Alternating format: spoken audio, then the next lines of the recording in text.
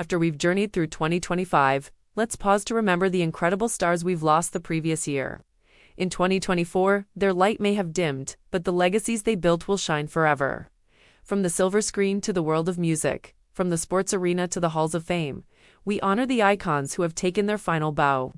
Each one left a unique mark on our world, inspiring us, entertaining us, and changing the conversation. This isn't just about saying goodbye, it's about celebrating the vibrant lives they lived and the joy they brought to so many.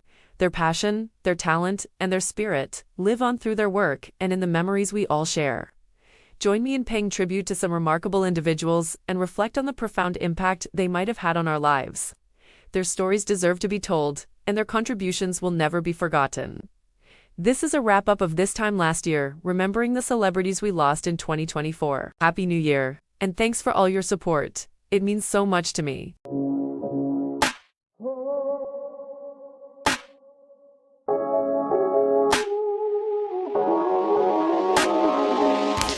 Christian Oliver's story is one of quiet persistence, steady work, and a heartbreakingly sudden ending. Born Christian Klepser in Germany on March 3, 1972. He grew up far away from Hollywood red carpets and studio lots. Like a lot of actors who don't start in the center of the industry, his path wasn't obvious or guaranteed. He was one of those faces you might not know by name at first, but the second you see him on screen, your brain goes, wait, I've seen him before. He eventually made the move into acting and built a career that crossed continents. Under the stage name Christian Oliver, he started landing roles in American film and television, slowly stacking credits and building a reputation as a solid, reliable character actor. For many people, their first real memory of him dates back to the 1990s, when he appeared in Saved by the Bell, The New Class, the spin-off of the original teen sitcom phenomenon. That early role helped introduce him to a young audience and gave him visibility in the competitive US TV landscape. Over the years, he kept working, not always in the spotlight, not always as the headlining star, but consistently present in recognizable projects. He appeared in films like The Babysitter's Club, the live-action anime adaptation Speed Racer. He was in the World War II thriller Valkyrie, which starred Tom Cruise. He showed up in high-profile series like the sci-fi drama Sense8 and the Nazi Hunter drama series. Hunter's further cementing his status as a familiar face in both European and American productions. Christian didn't fit the stereotype of the tabloid magnate celebrity. He wasn't someone you constantly saw splashed across gossip sites or trending for the wrong reasons. Instead, his career was made up of steady work, international projects, and supporting roles that helped carry the stories of bigger ensembles. He was an actor's actor, someone who just kept showing up, doing the job, and building a body of work across genres. In the final weeks of his life, Christian completed work on what would become his last film, a thriller titled Forever Hold Your Peace. He wrapped filming on December 20th, 2023, just 2 weeks before the crash. The project was especially meaningful because he wasn't only acting in it, he also served as a producer. After his death, the film's director, Nick Lyon, shared a tribute confirming that Christian had finished his scenes shortly before the holidays, making the movie a posthumous part of his legacy. Behind the scenes, he was also a husband and a father. He built a family life that operated largely outside of the public eye. By the time the world really saw his name all over the headlines, it wasn't because of a blockbuster premiere or a scandal. It was because of a tragedy. In early January 2024, Christian Oliver was on vacation in the Caribbean with his 2 daughters, 12-year-old Medita and 10-year-old Anik. Days before everything went wrong, he posted a photo on social media, celebrating the new year somewhere in paradise with his family, the kind of post millions of people make. Full of sunshine, water, and the feeling that there's time, that life is stretching out ahead. On January 4th, 2024, Christian and his daughters boarded a small, single-engine plane in the Grenadines. The aircraft took off from J.F. Mitchell Airport in Bequia, a small island in St. Vincent in the Grenadines. Their destination was St. Lucia, a short hop, about 65 miles, the kind of regional island flight that happens all the time in that part of the world. The plane was flown by its owner and pilot, Robert Sachs. Shortly after takeoff, something went wrong. According to authorities, the aircraft experienced difficulties not long after leaving the runway. Witnesses later reported that the plane nose dived into the ocean, crashing into the sea roughly a mile off the coast of Petty Nevis. Local fishermen and divers rushed to the scene. They tried to help, but there was nothing they could do. All 4 people on board, the pilot, Christian, and his 2 daughters, were killed in the crash. He was 51 years old. News of the accident spread quickly. Reports from the region described a sudden, catastrophic incident, with no clear cause identified in the immediate aftermath. To this day, coverage around the crash repeatedly highlights that the exact reason for the aircraft's failure has not been definitively established, leaving behind a painful mystery for investigators and the family he left behind. In the days that followed, Christian's wife, Jessica Klepser, released a public statement. She confirmed the unimaginable. Her husband and their 2 daughters were gone. Her words painted a picture of a devoted father and a loving family, a private life that suddenly became very public because of the way it ended. The plane crash didn't just take a working actor from the film industry. It tore through a family and a community who knew him as much more than just a name in the credits. When fans and colleagues looked back over Christian's career after his death, what stood out wasn't some huge scandal or infamous moment. In fact, if you go searching for Christian Oliver controversy, what you mostly find instead is discussion around the tragedy of the crash itself, conversations about small plane safety, questions about what exactly went wrong that day, and the haunting detail that his daughters were right there with him on that final flight. Unlike many celebrities whose names trend because of feuds, legal battles, or public meltdowns, Christian Oliver's life wasn't defined by that kind of drama. There are no major, career-defining scandals tied to his name in the public record. His story is almost the opposite. A working actor who kept his personal life relatively low profile, who moved between Europe and the United States, who showed up in big-name productions without chasing constant publicity, and then became a global headline because of something no one saw coming. In a year when the entertainment world lost many familiar faces, Christian Oliver's death hit especially hard for people who recognized the quiet grind behind a long career. He wasn't always the star at the center of the poster, but he was part of the fabric of the TV shows and films that shaped different eras, from 90s teen TV to modern streaming series. His final public image, smiling with his daughters on a tropical holiday, celebrating a new year that he didn't know would be his last, adds a layer of heartbreak that's impossible to ignore. It's a reminder that behind every name in a compilation like this, there is a full life, a childhood, a career, a family, dreams, mistakes, and moments nobody outside their inner circle ever sees. Christian Oliver leaves behind a filmography that spans decades and continents, a grieving family, and a tragic story that raises more questions than it answers. No dramatic scandal, no explosive downfall, just a working actor, a father, and 2 young daughters whose lives ended far too soon in the waters of the Caribbean. In 2024, the world of entertainment lost many icons. Christian Oliver may not have been the loudest name on that list, but for everyone who knew his work, and for everyone who knows what it means to quietly chase a dream, his loss is one more painful chapter in a year of goodbyes, and he was just one of many celebrities we lost in 2024. May Christian rest in paradise. Carl Weathers was born on January 14, 1948, in New Orleans, Louisiana.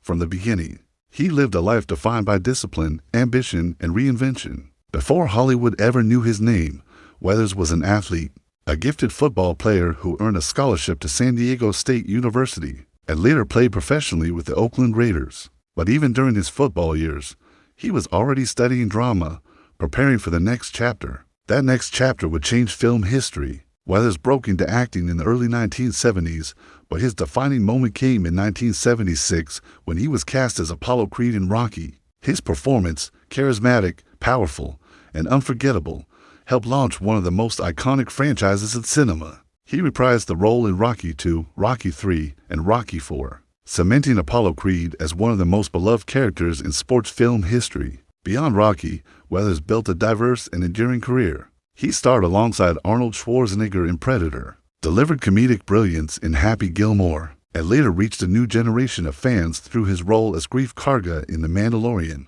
Carl Weathers joined the Star Wars universe in 2019, appearing in Season 1 of The Mandalorian on Disney+. He continued in Season 2 in 2020 and in Season 3 in 2023, and he also directed the episodes of the series. He was a recurring ally to the Mandalorian Din Djarin, and one of the show's central supporting characters. His presence was unmistakable, commanding, warm, and endlessly watchable.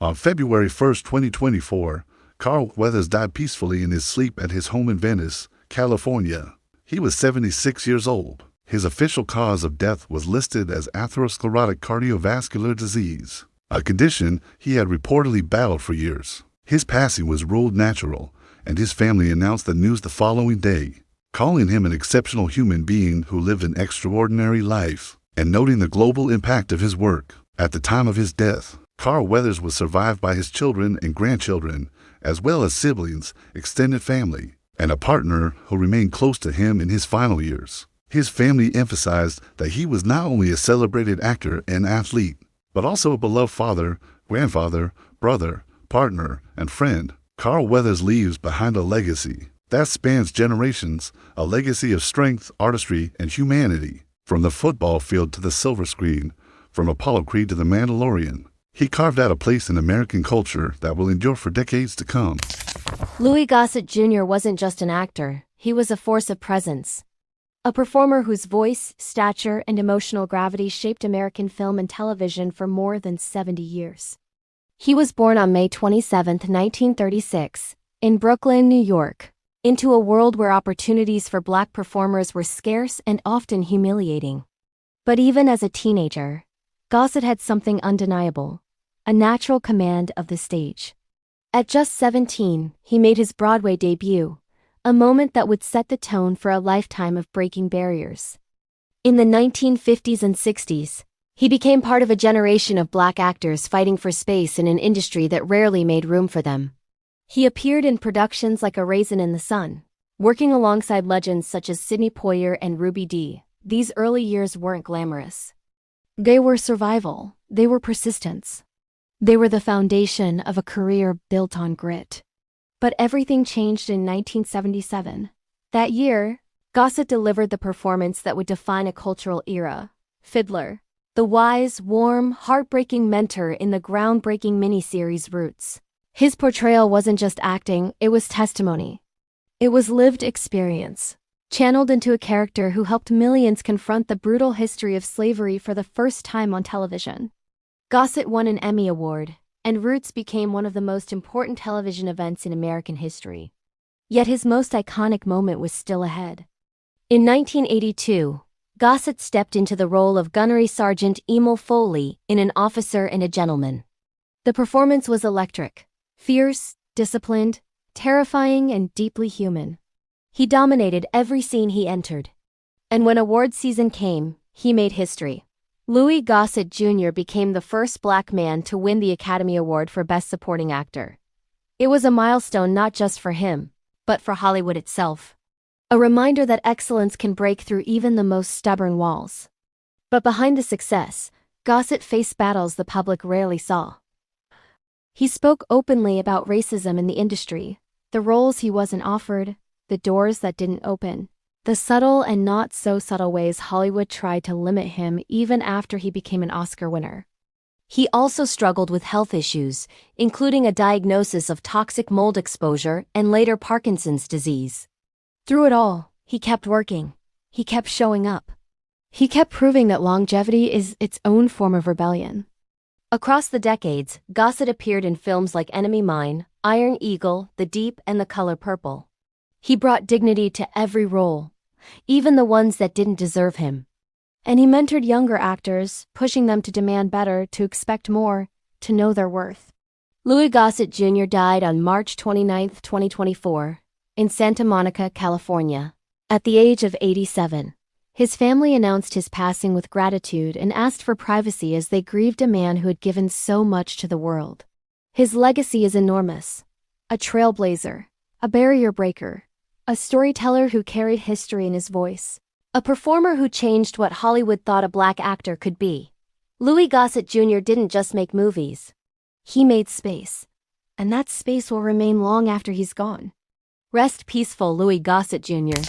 O.J. Simpson was born Orenthal James Simpson on July 9, 1947, in San Francisco, California. His childhood was marked by poverty, illness, and instability, and he was raised primarily by his mother after his parents separated. As a teenager, he drifted toward trouble, joining a local gang and struggling academically, but sports became the force that redirected his life. After attending City College of San Francisco, he transferred to the University of Southern California, where he became a national football sensation. He had won the Heisman Trophy in 1968, instantly becoming one of the most celebrated college athletes in the country. In 1969, Simpson was drafted first overall by the Buffalo Bills. His early NFL seasons were unremarkable, but once the team built its offense around him, he became unstoppable. In 1973, he became the first player in NFL history to rush for more than 2,000 yards in a single season, and he did it in just 14 games. Throughout the 1970s, he was one of the league's biggest stars, earning multiple Player of the Year awards and becoming a household name. His charisma and fame carried him beyond football into broadcasting and Hollywood, where he appeared in commercials, television roles, and films such as the Naked Gun series. By the late 1980s, Simpson was wealthy, admired, and deeply embedded in American pop culture. But behind the public success, Simpson's personal life was unraveling. His marriage to Nicole Brown Simpson was turbulent and marked by repeated allegations of domestic violence. On June 12, 1994, Nicole Brown Simpson and her friend Ron Goldman were found brutally murdered outside Nicole's home in Brentwood, Los Angeles. Within days, O.J. Simpson became the prime suspect. What followed was one of the most surreal and unforgettable moments in television history. The slow-speed white Ford Bronco chase, watched live by tens of millions of people across the United States. Simpson eventually surrendered and was charged with 2 counts of murder. The trial that followed in 1995 became known as the trial of the century. It exposed deep racial, social, and political divides in America. The prosecution argued that Simpson's history of domestic violence and DNA evidence linked him to the crime. The defense, led by Johnny Cochran, argued that Simpson had been framed by a racist and corrupt police department. The trial became a media spectacle, with every twist broadcast to the world. When the verdict was finally read, not guilty, the nation erupted in shock, celebration, anger, and disbelief. Simpson walked free, but his public image was permanently fractured. To some, he remained a symbol of racial injustice and wrongful accusation. To others, he was a murderer who had escaped conviction. The debate has never fully ended. In 1997, a civil jury found Simpson liable for the wrongful deaths of Nicole Brown Simpson and Ron Goldman. He was ordered to pay $33.5 million in damages, a debt that grew to more than $100 million over the years.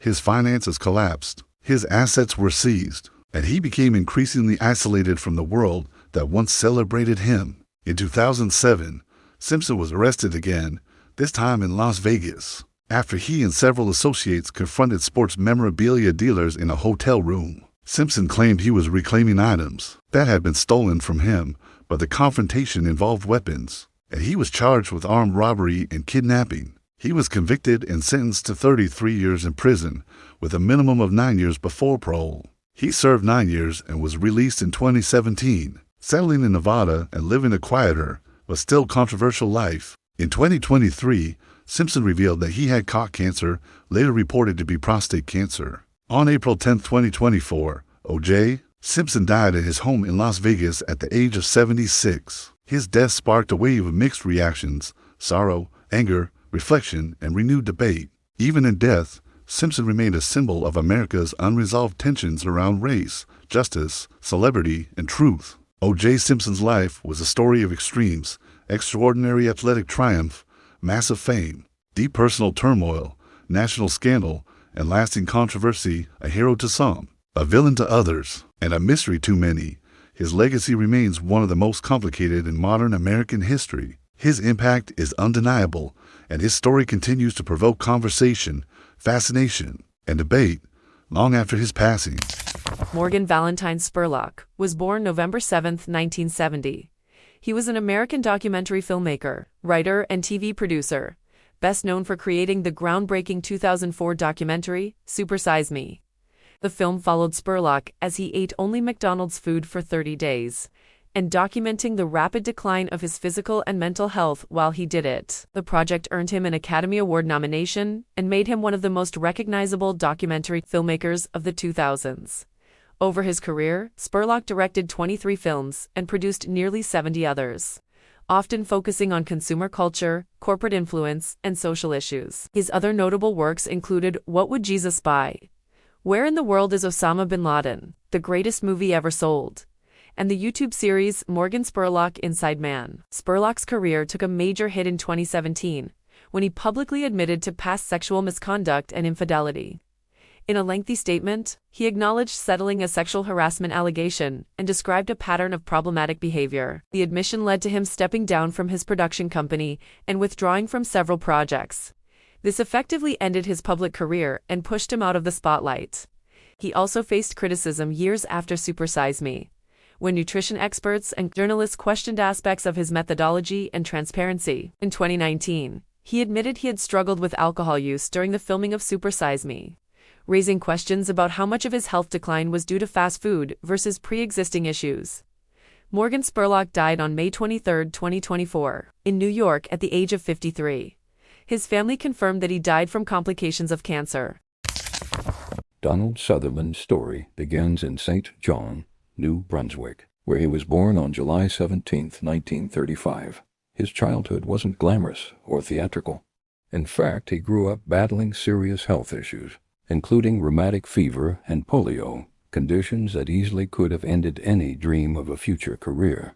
But Sutherland had a stubborn streak, a kind of quiet defiance that would define him for the rest of his life. He pushed through, survived, and eventually found his way into acting, almost by accident. He originally studied engineering at the University of Toronto, but the pull of performance was stronger. He switched paths, trained in London, and slowly built the foundation for one of the most distinctive careers in film history. His rise wasn't instant. Sutherland spent years grinding through small roles in British television and low-budget films. But everything changed in 1967 with The Dirty Dozen. Even in a cast full of big personalities, Sutherland stood out. He had a strange magnetic presence, tall, angular, unpredictable, and audiences remembered him. That performance cracked open the door to Hollywood, and once he stepped through, he never left. The early 1970s cemented him as a major force. MASH turned him into a counterculture icon. His performance as Hawkeye Pierce wasn't just comedic. It was rebellious, cynical, and razor-sharp, perfectly matching the mood of the era. Then came Clute, where he starred opposite Jane Fonda. The film was a critical success, and the chemistry between the two actors spilled into real life.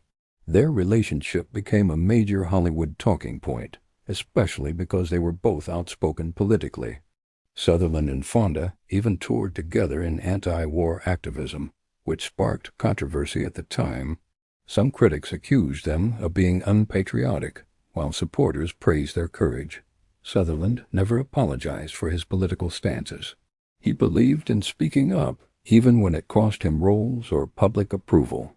Throughout the 70s and 80s, Sutherland built a reputation as an actor who could do anything. Thrillers, dramas, horror, political films, even the surreal. Don't Look Now became a cult classic, known for its eerie atmosphere and emotional intensity. Invasion of the Body Snatchers showed his ability to anchor a film with pure psychological tension. And Ordinary People, where he played a grieving father, revealed a softer, more vulnerable side that critics still praise today. Despite his range, Sutherland was famously overlooked by the Oscars for decades. It became one of Hollywood's strangest running jokes.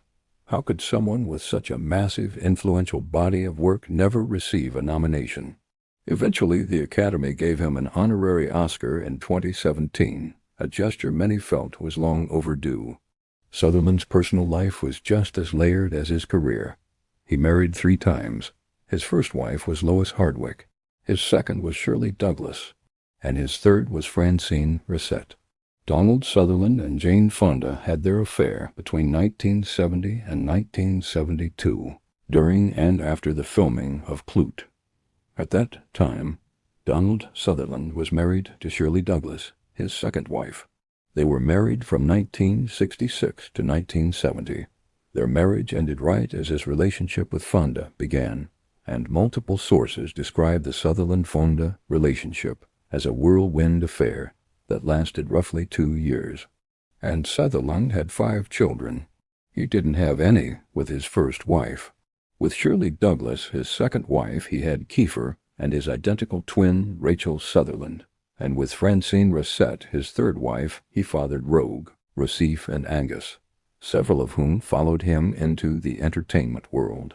His most famous child is Kiefer Sutherland, known for 24, Stand By Me, and countless other roles. The two had a complicated relationship at times, shaped by distance, fame, and the pressures of the industry, but they ultimately shared deep respect for each other. Many of his kids work behind the scenes in film and television, continuing the family's creative legacy. Sutherland himself rarely spoke publicly about family drama, but he was open about the pride he felt watching his children succeed. As he aged, Sutherland never slowed down. He continued taking roles that challenged him, including President Snow in The Hunger Games. That character introduced him to an entirely new generation. His portrayal was chilling, elegant, and quietly terrifying, a reminder that even in his later years he could command the screen with minimal effort.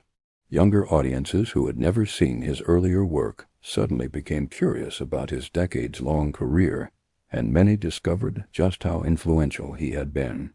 Despite his fame, Sutherland avoided the typical Hollywood lifestyle.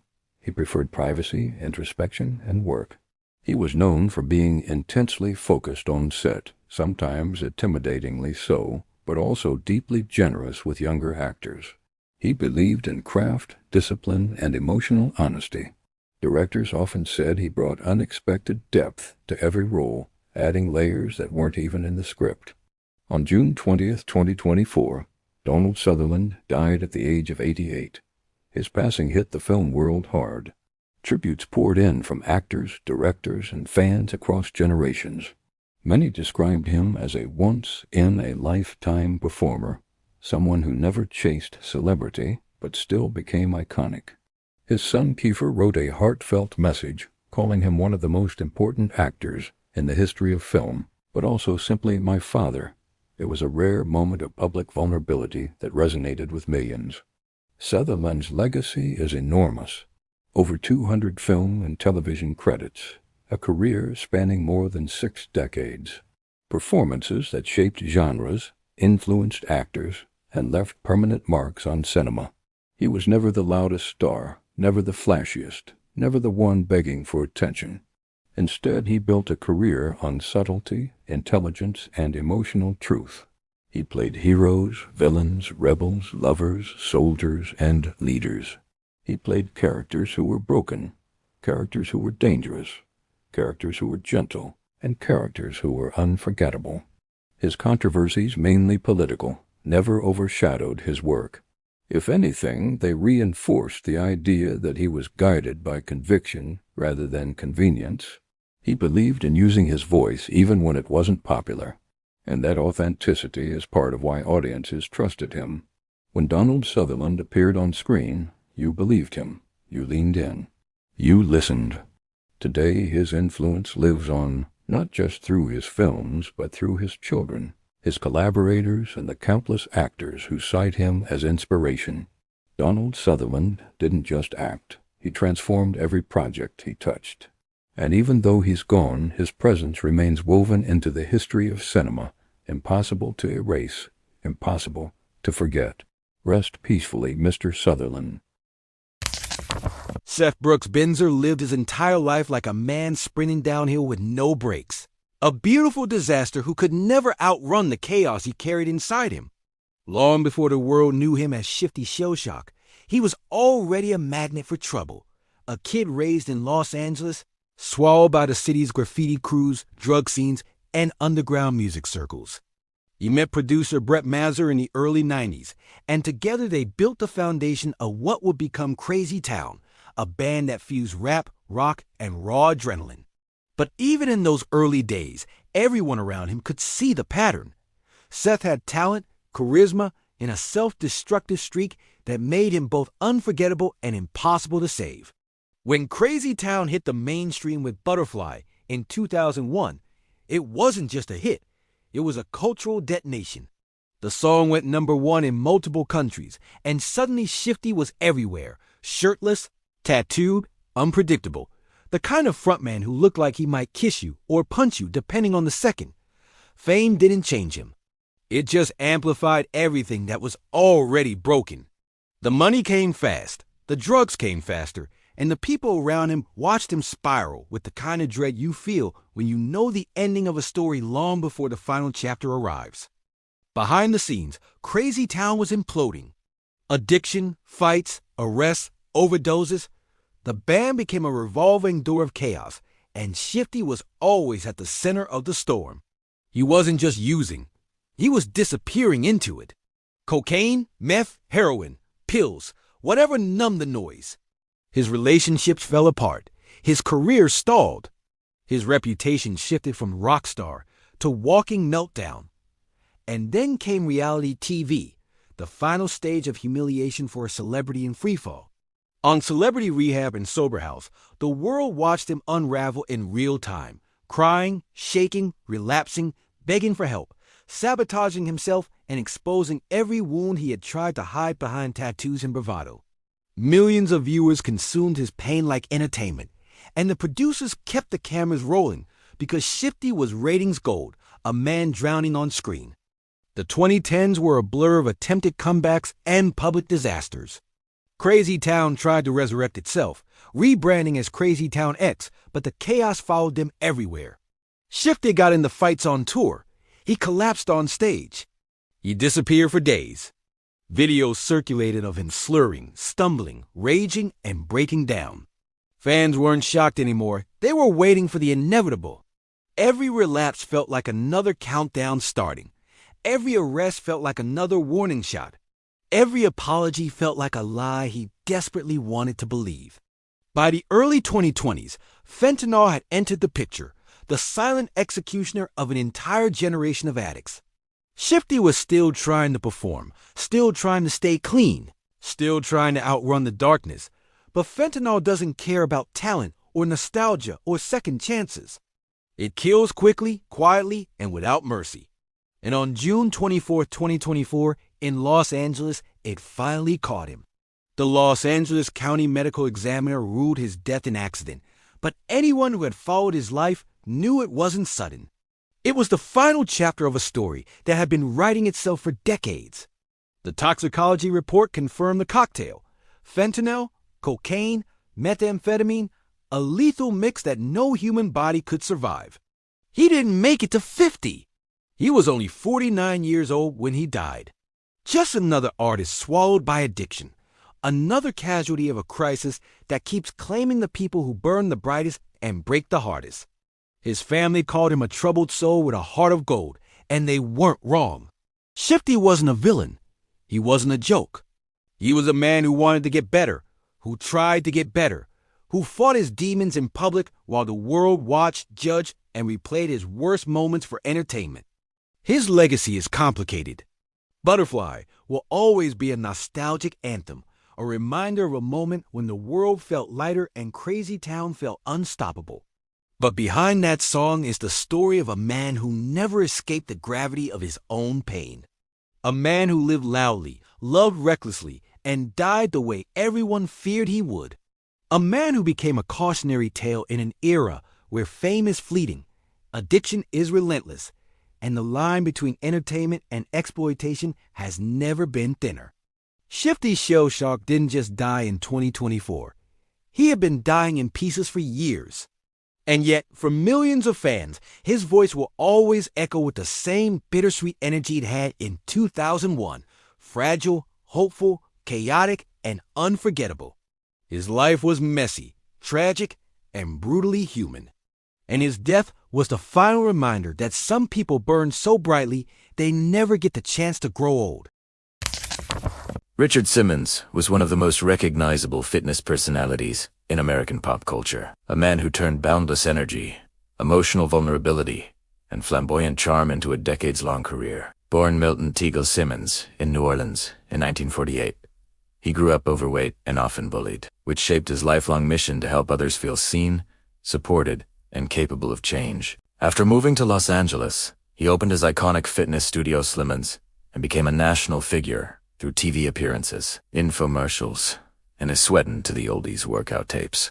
His persona blended humor, compassion, and theatricality, making him a rare figure who could make people laugh while also making them cry and believe in themselves. Throughout the 1980s and 1990s, Simmons became a fixture on talk shows, morning shows, and late-night television. His emotional openness, crying with callers, hugging strangers, and sharing his own struggles made him a cultural phenomenon. He wasn't just selling fitness. He was selling hope, belonging, and the idea that transformation was possible at any age or size. Millions credit him with helping them lose weight, regain confidence, or simply feel less alone. In the 2000s, Simmons continued to appear on TV and online, but his public presence began to shrink. Then, in 2014, he abruptly withdrew from public life. He stopped teaching at Simmons, stopped appearing on shows, and stopped communicating with many longtime friends. This sudden disappearance sparked intense speculation,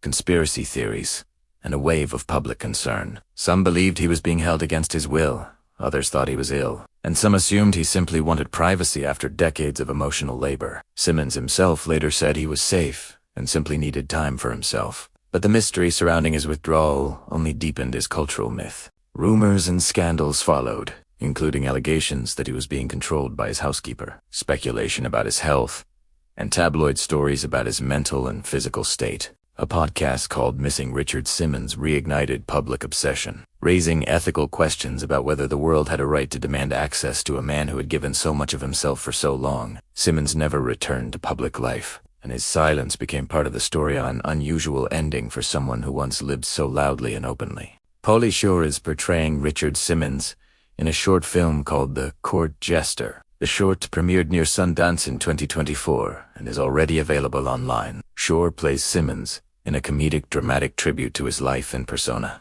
He is also attached to a full-length Richard Simmons biopic currently in development. This featured film is being produced by the Wolper Organization, a Warner Brothers subsidiary, and Shore has publicly stated he's excited to bring Simmons' story to a wider audience. Richard Simmons himself publicly said he did not give permission for the biopic and was unhappy with the casting, which Pauly Shore later responded to emotionally. In 2024, news broke that Richard Simmons had died at the age of 76. His death triggered an outpouring of grief, nostalgia, and reflection. Fans, celebrities, and former students shared stories about how he changed their lives. Many highlighted the emotional labor he carried for decades, often absorbing the pain of others while hiding his own. His legacy became clearer in death.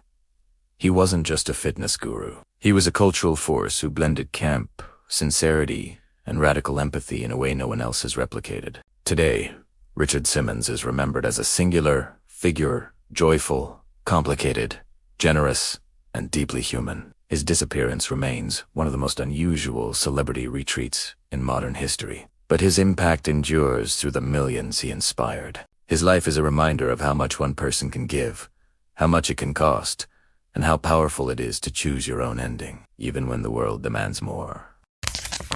Jack Russell was one of the most recognizable voices of the 1980s hard rock scene, a frontman whose smooth, blues-infused tone helped define the sound of Great White. Born December 5, 1960, in Montebello, California, he grew up bouncing between music, trouble, and addiction. His teenage years were chaotic, marked by run-ins with the law and a near-fatal incident involving drugs and alcohol, but music became the force that pulled him forward. In 1980, he co-founded Great White, the band that would carry him into the MTV era. His voice set them apart, powerful, clean, and instantly recognizable. Songs like Once Bitten, Twice Shy turned the band into a staple of late 80s rock radio and gave Russell a reputation as one of the strongest vocalists of the glam metal generation. But his life and career would be forever overshadowed by the station nightclub fire. On February 20, 2003, Great White began their set at the station in West Warwick, Rhode Island. Pyrotechnics ignited the club's flammable soundproofing foam, and within minutes the building was engulfed. 100 people died, including the band's guitarist Ty Longley, and more than 200 were injured. It became one of the deadliest nightclub fires in U.S. history.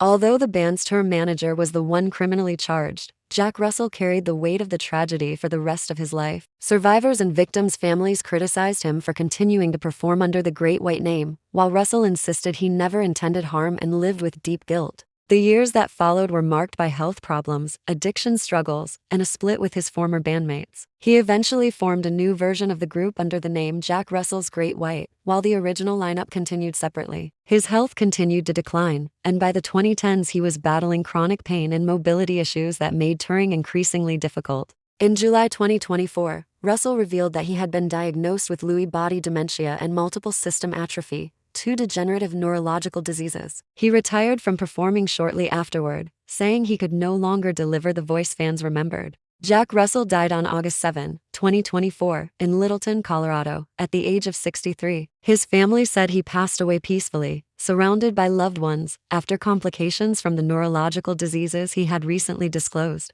Jack Russell was married. His wife was Heather Ann Kramer, whom he married in 2011. She was with him when he died in 2024, along with his son Matthew Hucko. They were both at Jack's bedside when he passed away. His legacy is complicated: a gifted vocalist who helped shape an era of rock music, a man whose life was marked by both triumph and tragedy, and an artist forever linked to one of the darkest moments in live music history. But for many fans, the lasting memory is the voice, the unmistakable, emotional, and uniquely Jack Russell. Susan Diane Wojcicki was one of the most influential figures in modern tech history. Born on July 5, 1968, in Santa Clara, California.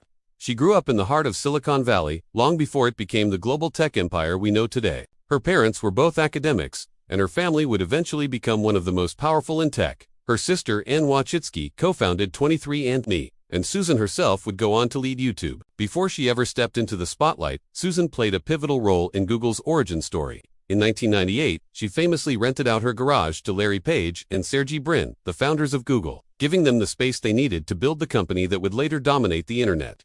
She joined Google in 1999 as one of its earliest employees, helping shape products like AdSense, which became a major revenue engine for the company. In 2014, Susan Wojcicki became the CEO of YouTube, taking over from Salar Khamonger. Under her leadership, YouTube transformed from a chaotic video sharing site into a global media powerhouse. She oversaw explosive growth in creators, advertising, and platform policies, and she navigated controversies ranging from advertiser boycotts to content moderation battles. Wojcicki led YouTube for nearly a decade, from 2014 to 2023, making her one of the longest-serving and most powerful women in Silicon Valley. She stepped down in 2023, handing the role to Neil Mohan. Tragically, Susan Wojcicki passed away on August 9, 2024, at the age of 56 after a 2-year battle with non-small cell lung cancer. Her husband, Dennis Troper, announced her passing publicly, calling her a beloved wife and mother of 5. Her death marked the end of an era for the tech world, and tributes poured in from across Silicon Valley, including from Google's leadership and longtime colleagues. Even after her passing, Susan Wojcicki remains a defining figure in the history of digital media, a pioneer who helped build Google, shaped YouTube, and influenced how billions of people consume content every day. James Earl Jones, a voice that echoes forever. A name that instantly brings to mind authority, warmth, and a voice that seems to vibrate in your chest. His sound alone could quiet a room, terrify rebels across the galaxy, or comfort a child watching a cartoon lion on a Sunday afternoon.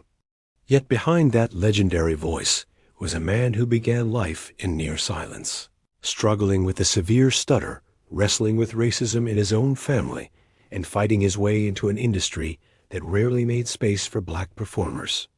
This is the story of James Earl Jones, his childhood, his identity, the work that made him a cultural icon, the controversies that complicated his image, and the extraordinary legacy he left behind in both human memory and digital form.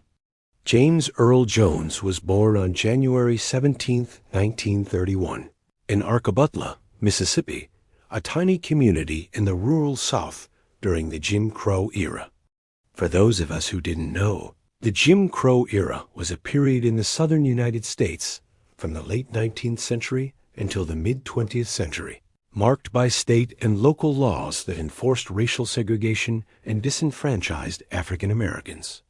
These Jim Crow laws mandated separation in public facilities like schools, transportation, and restrooms.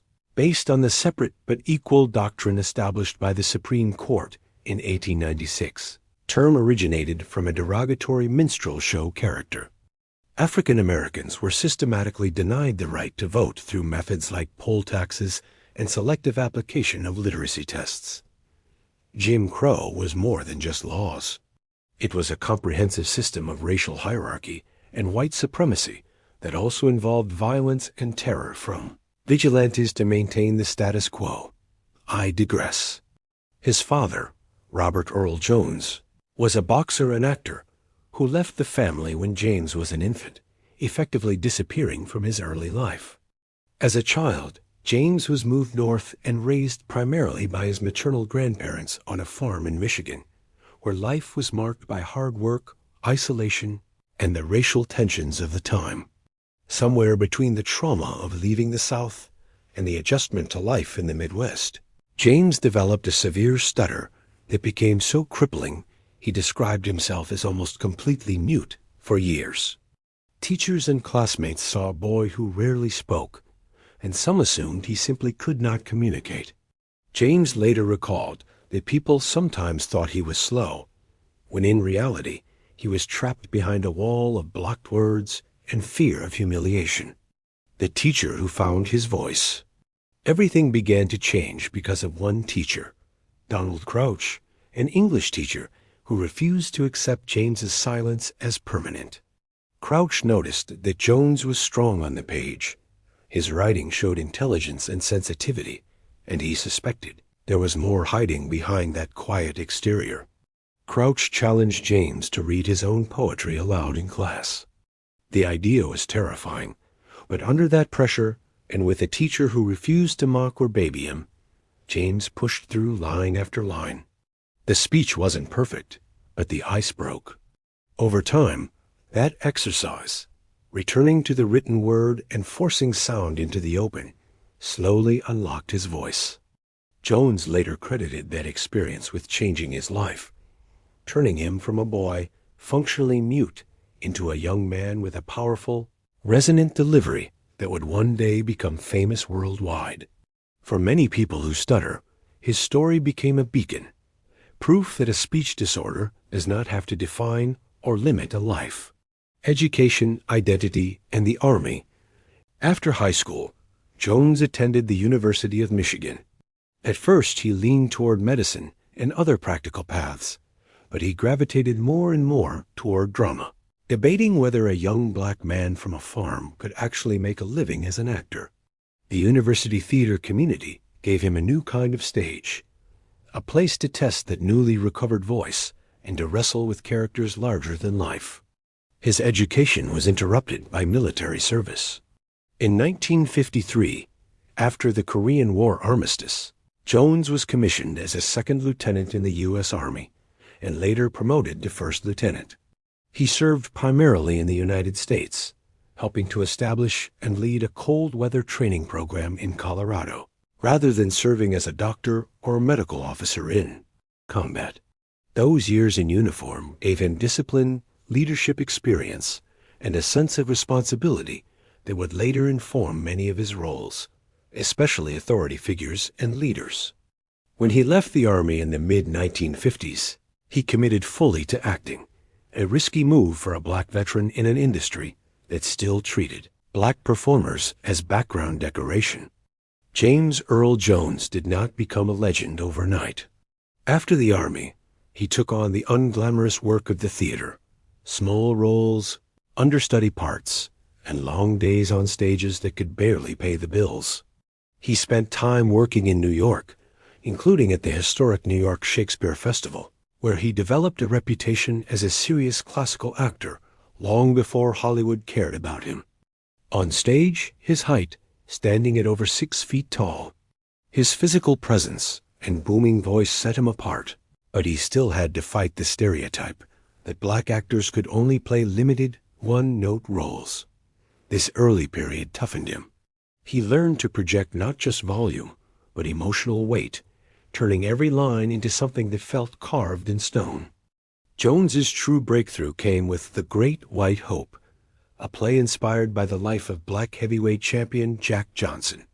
In the late 1960s, at a time when the civil rights movement was reshaping American life, this story of a black boxer persecuted for daring to love across racial lines hit like a thunderclap.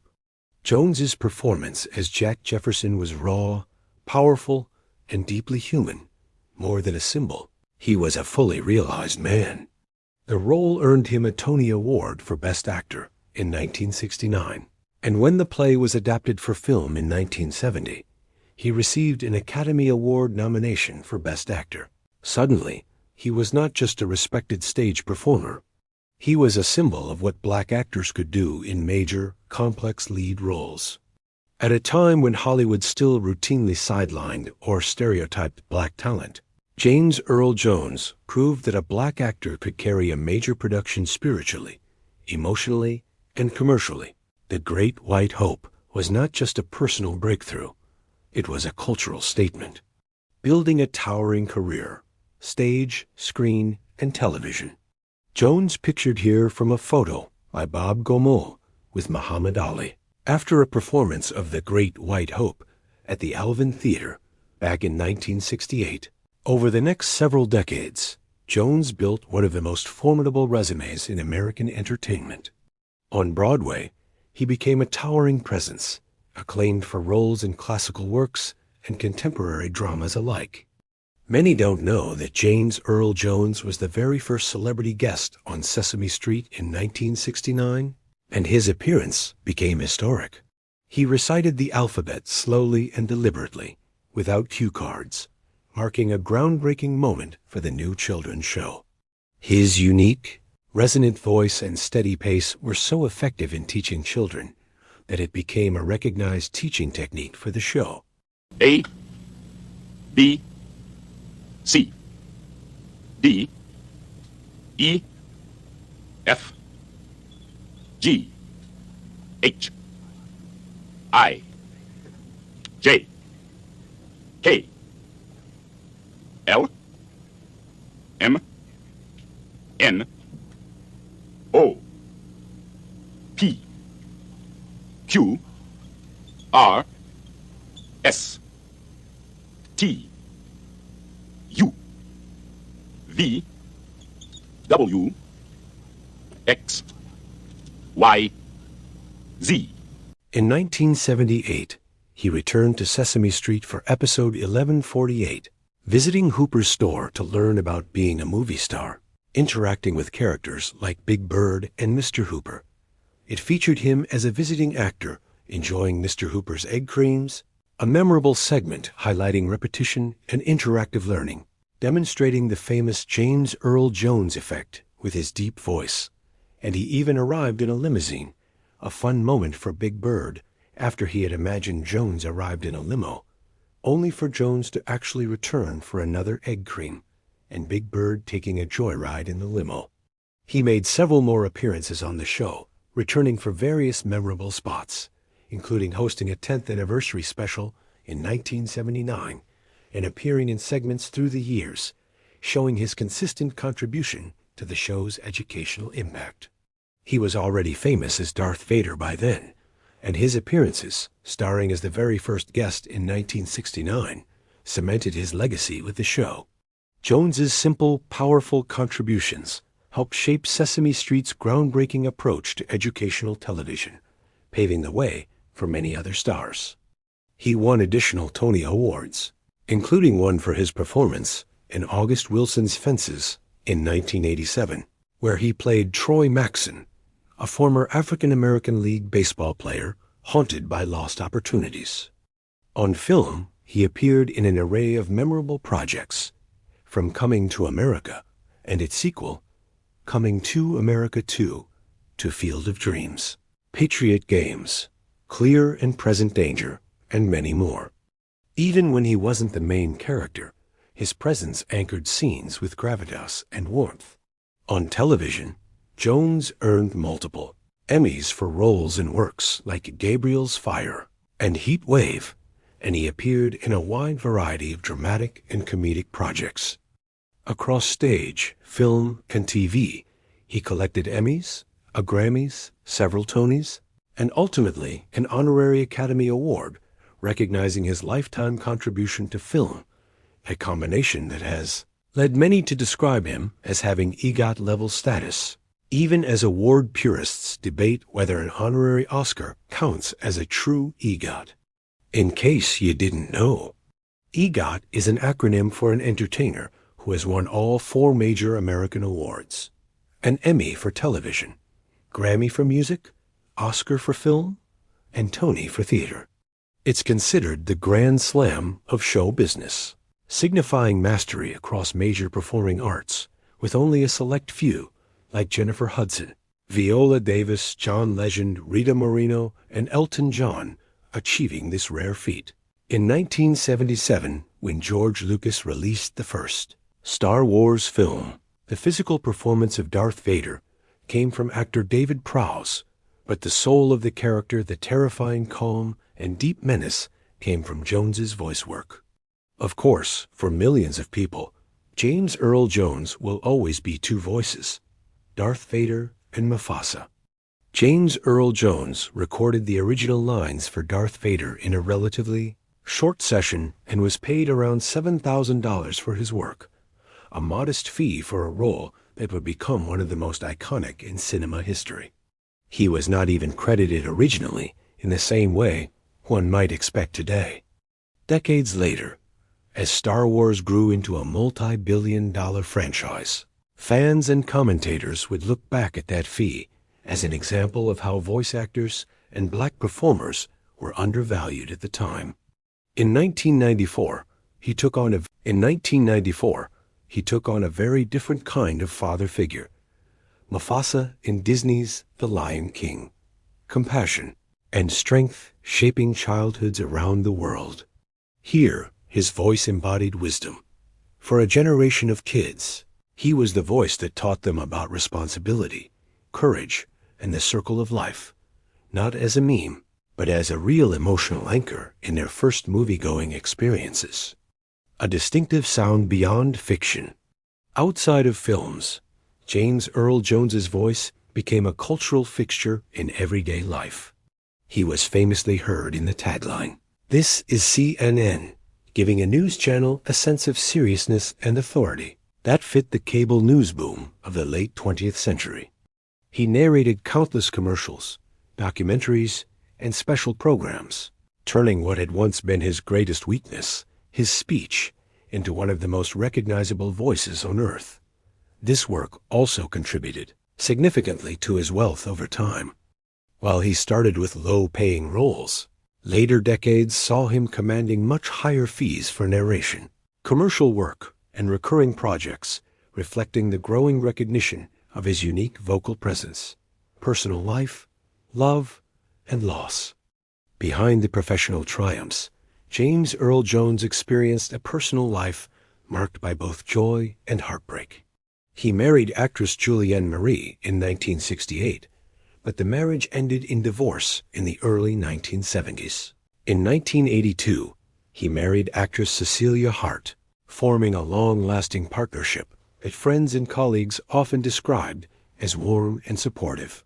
Together, Jones and Hart had one son, Flynn Earl Jones.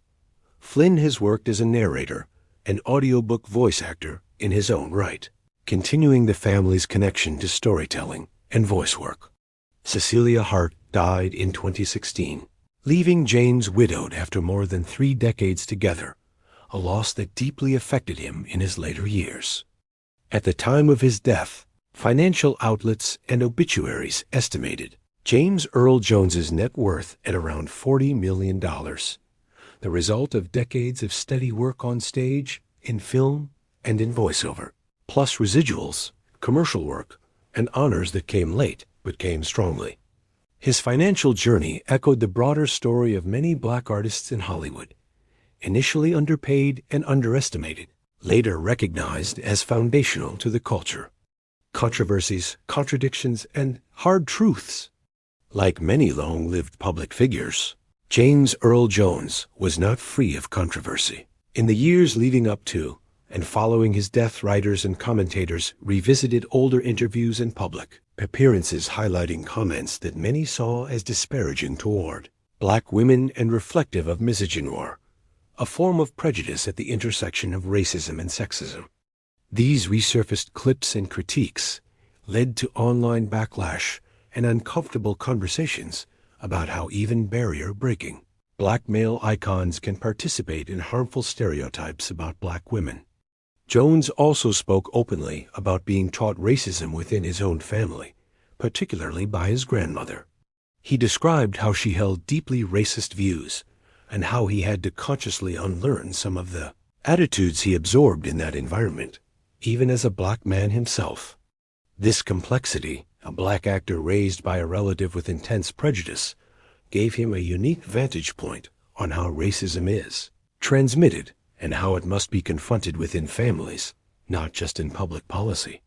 At the same time, he publicly criticized racism in American society and politics, including calling out the Tea Party movement as racist in a widely reported interview. That led to backlash from conservative commentators and reinforced his image as someone unafraid to speak bluntly about race, even if his own record and comments were messy and sometimes contradictory. Standing against blackface and industry racism, in addition to his broader comments on racism, Jones was critical of blackface and the long history of racist caricature in American entertainment. Coming from a generation that directly followed the era of minstrel shows, he knew how damaging these images were and how they boxed black performers into degrading portrayals. He used his career to push for richer, more complex black characters in theater and film. Roles like Jack Jefferson in The Great White Hope and Troy in Fences were not just artistic achievements. They were statements that black life, pain, and joy deserved the same dramatic weight as any other subject on stage. As James Earl Jones grew older, his on-screen appearances became less frequent, but he continued to act and make special appearances well into his 80s and 90s. He reprised his role as King Jaffe Joffer in Coming to America in 2021, a nostalgic return to a beloved character that allowed fans to see him once more as a regal, commanding figure. He received numerous Lifetime Achievement honors, including the Honorary Academy Award, Kennedy Center honors, and multiple tributes from theater and film institutions recognizing his contributions to American arts. These honors effectively canonized him as one of the greats of his era. One of the most fascinating parts of his later years was his decision to allow his Darth Vader voice to live on through technology. For the Disney Plus series Obi-Wan Kenobi, Lucasfilms worked with the Ukrainian company Respeecher to create an AI-assisted version of Darth Vader's voice based on recordings of Jones. Reports indicated that Jones agreed to sign over certain rights so his voice could be recreated synthetically for future projects, turning him into one of the first major actors whose signature sound was formally preserved in this way. This move sparked debate. Some saw it as a powerful way to preserve a legendary voice and maintain continuity for fans. Others worried about what AI voice replication means for performers. Control over their own identities, especially when they are older, vulnerable, or no longer alive to consent. In the case of James Earl Jones, it became part of his digital legacy, ensuring that the heavy-breathing and commanding tone of Darth Vader would continue to bear his sonic fingerprint even when he was gone. The death of James Earl Jones and the global tributes that followed. On September the 9th, 2024, James Earl Jones died at his home in Paulding, New York, at the age of 93. His agent confirmed the news, noting that he passed surrounded by loved ones, closing a chapter on one of the most significant acting careers of the last century. The reaction was immediate and worldwide. Media outlets across the globe ran retrospectives celebrating his work and his voice. Former co-stars and collaborators spoke about his generosity on set, his discipline, and the almost physical impact of hearing him speak in person. Fans shared clips of Darth Vader, Mufasa, and Troy Maxon, telling stories of how his characters shaped their childhoods, their sense of justice, or their understanding of fatherhood. Broadway honored him in the traditional way, by dimming its lights a gesture reserved for towering figures in theater. In many tributes, he was described as a bridge between classic stage acting and modern pop culture. A man who could do Shakespeare one night and voice a cartoon line the next, without ever losing his sense of dignity. James Earl Jones's legacy. From a mute child to immortal voice. His life can be seen as a journey from enforced silence to an almost mythic voice that now exists both in memory and in data. As a boy, he could barely get words out. And as a man, he delivered some of the most quoted lines in film history and stood at the center of multiple iconic roles. That transformation, from stutter and shame to power and clarity, is the core of his story. No, I am your father. He leaves behind his son, Flynn Earl Jones, who continues the family connection to storytelling, as well as a body of work that stretches across theater, film, television, and voiceover. He also leaves behind uncomfortable questions about how black performers were paid and treated in earlier decades, about how gender and race intersected in his own comments, and about how technology will use and reuse human voices in the future. Yet for many people, one simple truth remains. Every time Darth Vader speaks, every time Mufasa's words echo through a new remaster of The Lion King, a piece of James Earl Jones is still with us.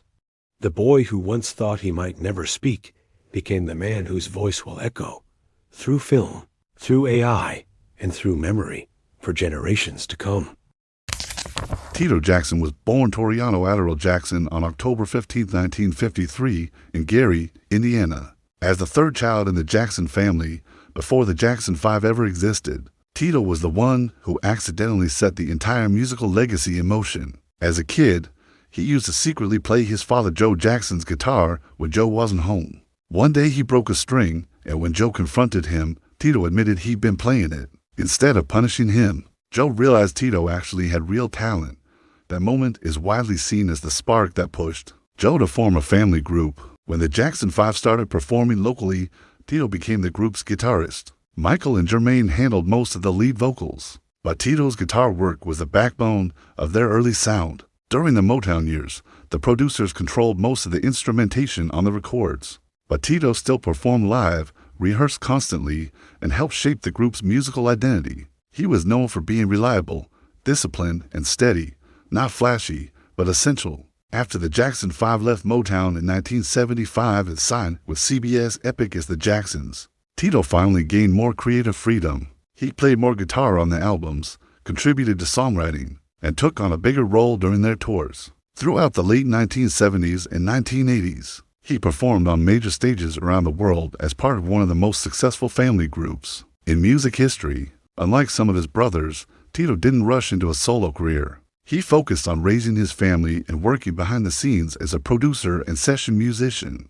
He also developed a strong interest in blues music, which had always been his personal passion, but didn't fit the Jackson 5's pop and soul style. Later in life, he finally stepped into the spotlight on his own terms. He released his debut solo album Tito Time in 2016, showcasing a mix of R&B, soul, and blues influences. The album included collaborations with artists like Big Daddy Kane and showed Tito as a confident, seasoned performer with his own musical identity. Tito continued performing live, touring internationally, and collaborating with other musicians. He also appeared in various Jackson family projects, documentaries, and tribute events. Throughout his career, he built a reputation as the calm, grounded member of the Jackson family, someone who avoided major controversies, stayed consistent, and maintained a long career without chasing fame or drama. Today, Tito Jackson is recognized not just as a member of the Jackson 5, but as one of the original architects of the Jackson musical legacy.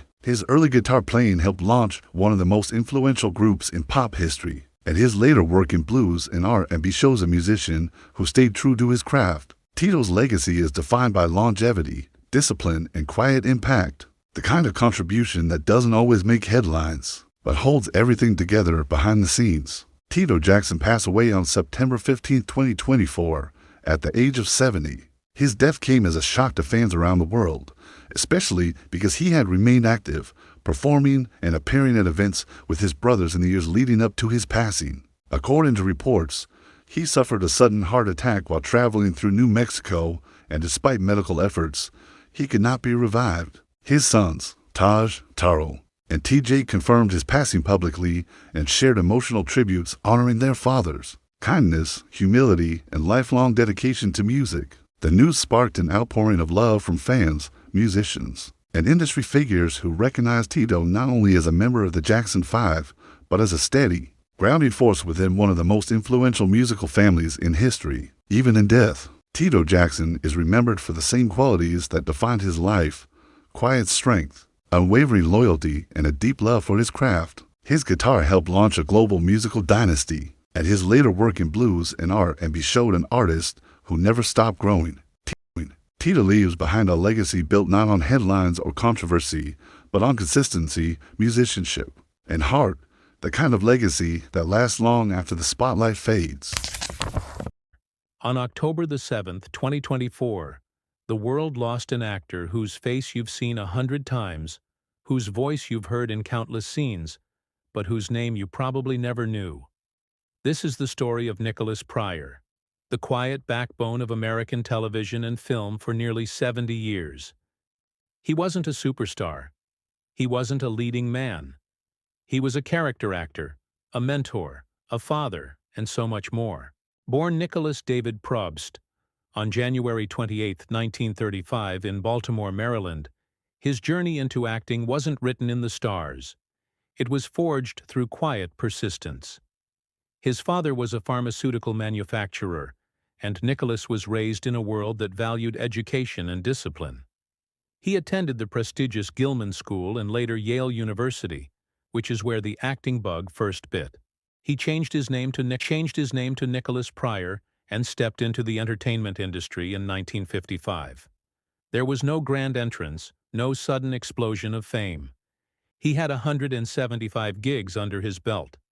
His early career was built on modest roles, soap operas, stage plays, and bit parts. But even in those small moments, his presence was undeniable. You could feel the weight and authenticity he brought to every character. In 1964, he joined the original cast of the soap opera Another World, playing Tom Baxter. The character was killed off after just 6 months, but that didn't stop him. Pryor just kept going, kept working, kept honing his craft. The 1970s saw him branch out into film. He appeared in movies like The Happy Hooker, in the first of 3 films on the life of Xaviera Hollander, the famous hooker from Holland in 1975. Pryor played the part of Carl Gordon. And The Gumball Rally. Pryor played the role of Professor Samuel Graves in the 1976 cult film, where he played a nervous college professor with perfect comedic timing. He could make you laugh, make you think, and make you feel, all with a subtle turn of a phrase or a simple glance. Then came the roles that would cement his face in our collective memory. He was in Damien, Omen 2 in 1978, a classic horror sequel. He was known for playing Dr. Charles Warren. In 1980, he was in Airplane, the classic spoof comedy film directed by Jim Abrahams, David Zucker, and Jerry Zucker, which parodies disaster movies with its story of a traumatized ex-fighter pilot, Robert Hayes, who must land a commercial airliner after the passengers and crew fall ill from food poisoning. The film features a large cast, including Leslie Nielsen, and is known for its clever gags, puns, and memorable scenes. And who could forget 1983's Risky Business? He played Joel Goodson Sr., Tom Cruise's stern but ultimately concerned father. That role was classic Pryor, the quintessential authority figure, the father figure, the man who represented stability in a world of teenage rebellion. His ability to play the father was a recurring theme. In 1985 on Dallas, Nicholas played the head of the Texas Energy Commission, Nathan Billings. The character was blackmailed by J.R. Ewing. In 1987, he was the estranged father of Robert Downey Jr.'s character in Less Than Zero, a performance filled with quiet pain and regret. He worked alongside some of the biggest names in Hollywood, Jack Nicholson, Kurt Russell, Ewan McGregor, in films like The Falcon and the Snowman, Pacific Heights, Executive Decision, and Collateral Damage. The Chamber, a 1996 film that starred Chris O'Donnell, Gene Hackman, and Faye Dunaway, about a young man fresh out of law school who tries to win a reprieve for his racist grandfather who is on death row, where he played Judge Flynn F. Slattery. But Nicholas Pryor never chased the spotlight. He let the work speak for itself. He wasn't about being famous. He was about being good. If you grew up watching television in the 1990s, you definitely knew his face. On Beverly Hills, 90210, he was Chancellor A. Milton Arnold, the stern but fair head of California University, and the father of Claire, played by Kathleen Robertson. He brought a level of gravitas to the teen drama, a steady hand that grounded the show's more dramatic storylines. For soap opera fans, he was a fixture. He played Victor Collins on General Hospital, and its spin-off, Port Charles, appearing in over 300 episodes from 1997 to 2002. His on-screen son, Kevin Collins, was played by actor John Lindstrom, who later described Pryor as an actor's actor, a mentor, a confidant, and even a father figure beyond the screen. That was the thing about Nicholas Pryor. He wasn't just playing fathers. He actually was one, both on set and in real life. His last known role was in 2021 in the Halloween franchise when he played a morgue doctor in Halloween Kills, about surviving victims of Michael Myers form a vigilante mob and vow to end his reign of terror. Although IMDb lists an upcoming short in post-production, directed by Chip Hackler called First Memory, which has yet to be released, about a directionless young man who makes a choice that changes his past and future. Filmed in his hometown of Wilmington, North Carolina, USA, his personal life was far from the Hollywood cliché. After 3 earlier marriages, he found lasting love with actress Christine Belford, whom he married in 1993. Theirs was a partnership that lasted the rest of his life. He had one daughter, Stacy Pryor, and was a doting grandfather to Auguste and Avril Bass. He lived a quiet life in Wilmington, North Carolina, far from the glitz and glamour of Los Angeles. There were no tabloid scandals, no stories of Hollywood excess. His life was about family, good wine, great meals, and telling stories. Before his death, Pryor prepared a final, simple message to be delivered to the Hollywood Reporter. It perfectly encapsulated his life and career. It read, "Nicholas Pryor was enormously grateful to have been, for nearly 70 years, a working actor. Not a star, not a celebrity. A working actor. That's all he ever wanted to be. And he achieved it with a grace and consistency that few can match." On this day last year, October 7, 2024, Nicholas Pryor passed away from cancer at his home in Wilmington. He was 89 years old. He died surrounded by his family. There was no red carpet, no flashing cameras, no dramatic headlines, just love.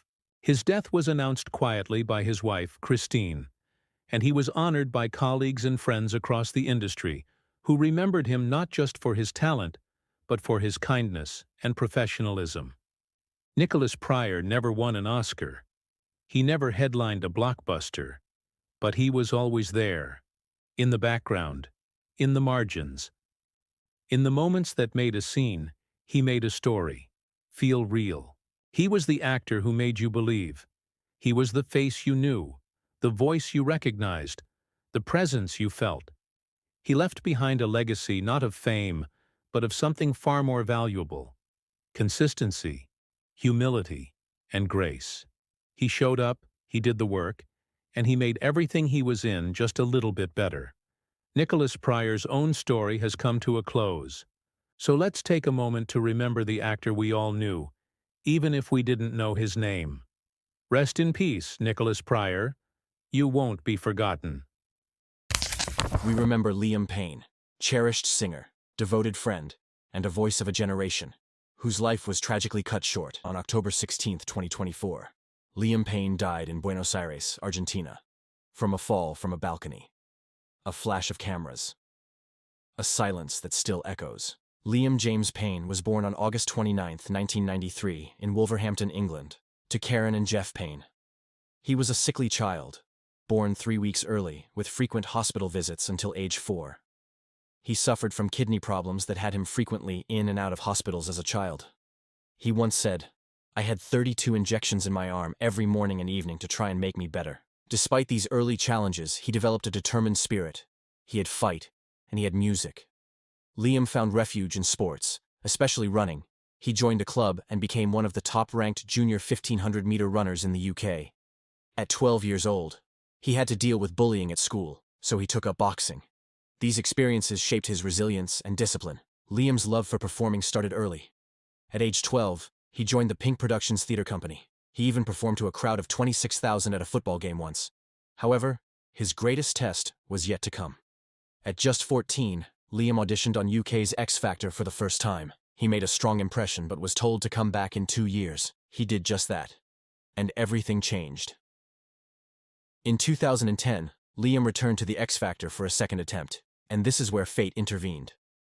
On the show, judges Simon Cowell and Nicole Scherzinger saw potential, but not as a solo artist. Liam was grouped with 4 other boys: Harry Styles, Zayn Malik, Niall Horan, and Lewis Tomlinson. One Direction was born. They didn't win the show, but they won the world. The band's chemistry was undeniable. They finished 3rd in the competition, but won the hearts of millions. One Direction rapidly became a global sensation, releasing 5 albums, selling over 70 million records, and capturing the spirit of a generation. 4 years, stadiums, screaming fans. They were the Beatles of a new generation. But behind the scenes, cracks were forming. As One Direction soared, so did the pressures. In 2015, Zayn Malik left the group, citing the need for a normal life and his own solo ambitions. The rest continued for another year before announcing an indefinite hiatus in 2016. The split was amicable, but for the boys, now young men, life would never be the same. Each member pursued solo careers.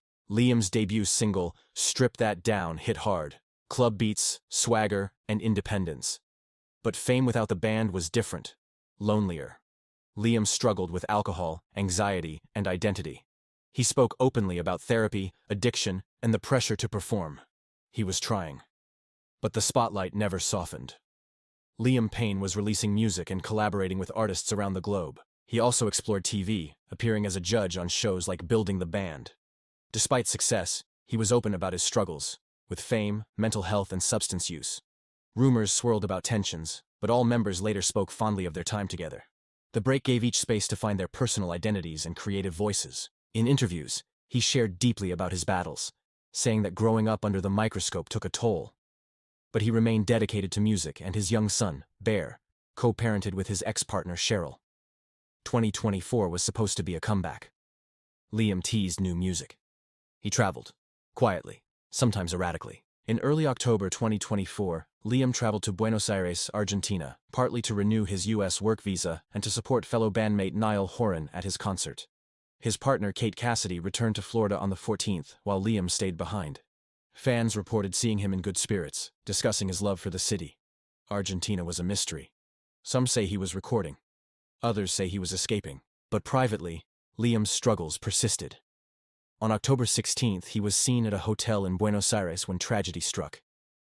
Police responded to urgent calls from the Casa Sur Hotel, reporting an aggressive man, possibly under the influence, damaging the room. Witnesses reported shouting. Then silence. Then the fall. Moments later, Liam fell from his 3rd-floor balcony. Despite emergency efforts, his injuries were instantly fatal. He was just 31 years old. Liam Payne died from injuries sustained in a fall from a hotel balcony. Photos of his body circulated online. Disturbing, invasive, and viral. Was it suicide? Was he pushed? Was it an accident? No official ruling has been released. His family asked for privacy. His fans asked for truth. The media asked for clicks.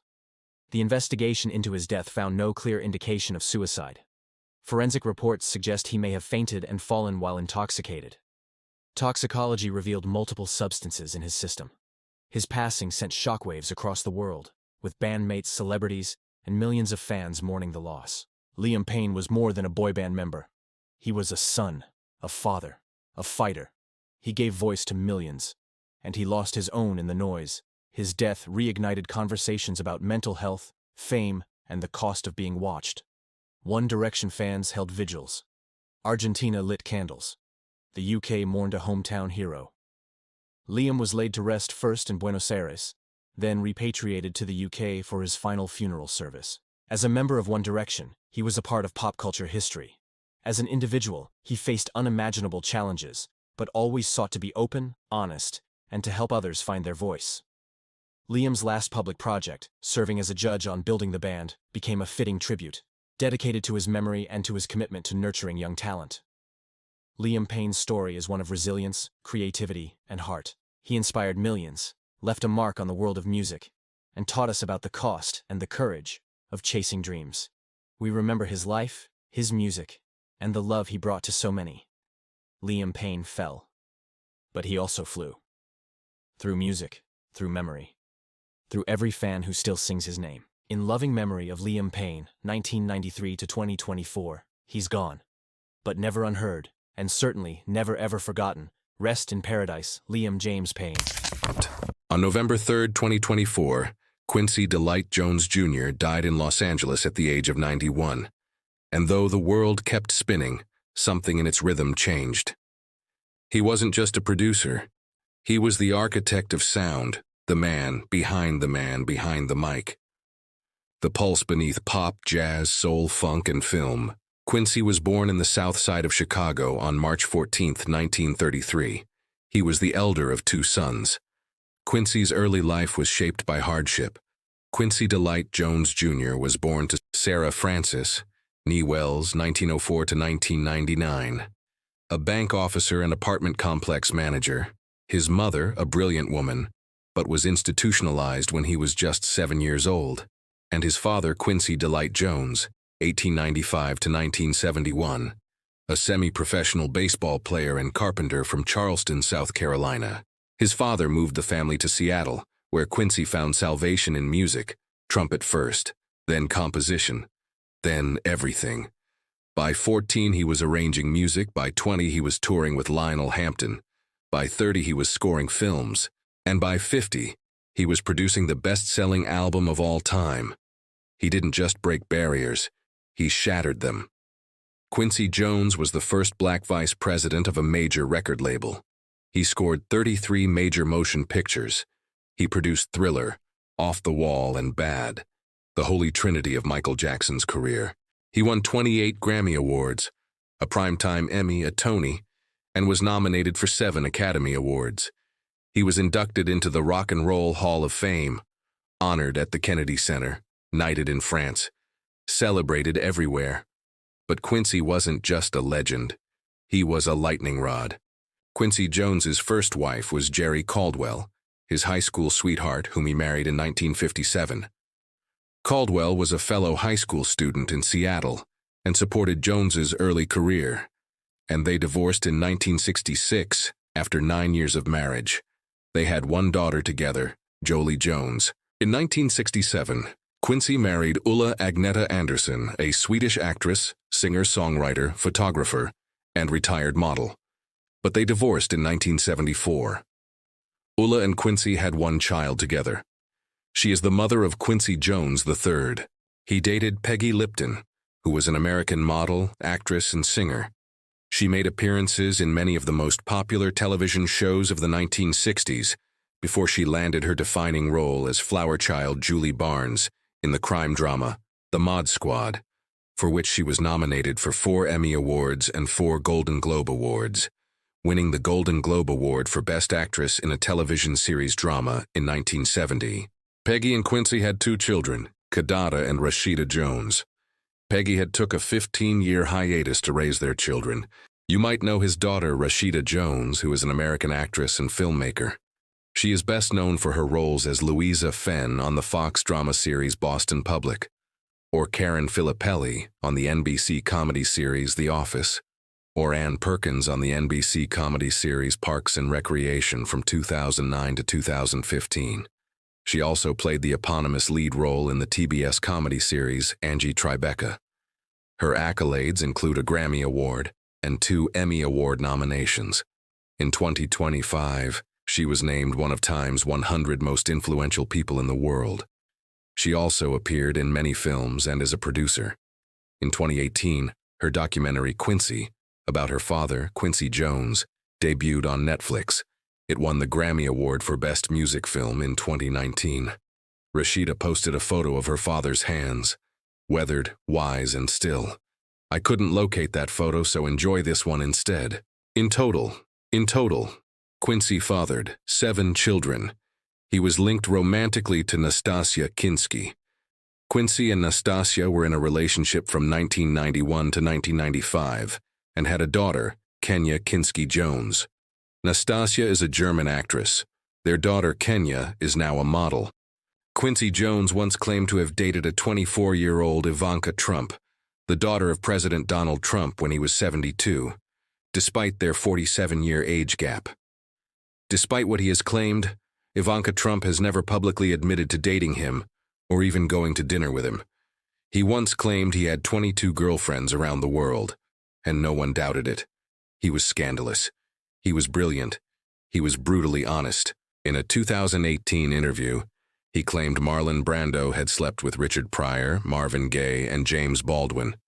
Also, in 2018, Quincy said in an interview that the Beatles were the worst musicians in the world and called Paul McCartney the worst bass player I ever heard.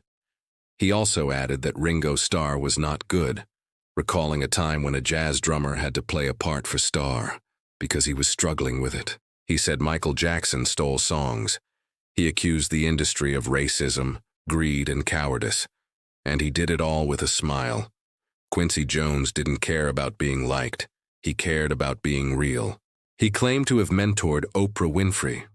Oprah Winfrey and Quincy Jones shared a deep, loving relationship that began when he cast her in The Color Purple, launching her acting career. Oprah said, "He taught me how to listen." They considered each other family, with Jones affectionately calling her "my baby," and Winfrey describing him as the first person I ever loved unconditionally. Their bond extended beyond the film, involving shared work, global travel, and support for each other's foundations and careers. He collaborated with Ray Charles. Jones said that Ray Charles introduced him to heavy drugs at the age of 15, and he stopped using after 5 months. Frank Sinatra and Quincy Jones had a long-standing professional and personal relationship, beginning in 1958. Their key collaborations include arranging and conducting Sinatra's albums It Might As Well Be Swing in 1964 and Sinatra at the Sands in 1966, and producing his final solo album, L.A. Is My Lady, in 1984. Jones regarded Sinatra as a mentor, and the two developed a close friendship that lasted until Sinatra's death in 1998. He produced for Aretha Franklin. More than a half-century ago, Quincy Jones heard Aretha Franklin's voice for the first time. Dinah Washington let him know that Aretha was the next one. At the time, Franklin was a young, prodigious vocalist singing in gospel caravan tours across the country under the tutelage of her father, the Reverend C.L. Franklin. And Jones's career as a jazz arranger and conductor was taking flight. He discovered Tevin Campbell. They collaborated on the song Tomorrow, A Better You, Better Me, featured on Jones's 1989 album Back on the Block. Campbell's vocals were featured on the track, marking a significant early collaboration in his career, though Campbell has later expressed complex feelings about his time in the music industry and his relationship with Jones. He elevated Leslie Gore. Gore was discovered after her uncle gave Joe Glazer a tape of her singing that he forwarded to Irving Green, president of Mercury Records. Green gave the tape to Quincy Jones for evaluation, and Jones, recognizing her talent, became her producer. She was 16 years old. Quincy was her record producer from 1963 to 1965. He championed jazz, funk, hip-hop, and global fusion before it had a name. He was a civil rights activist, a philanthropist, a cultural diplomat. He helped launch the careers of dozens. He built bridges between genres, races, and nations, and when he died, the tributes poured in. Stevie Wonder called him the soul of the industry.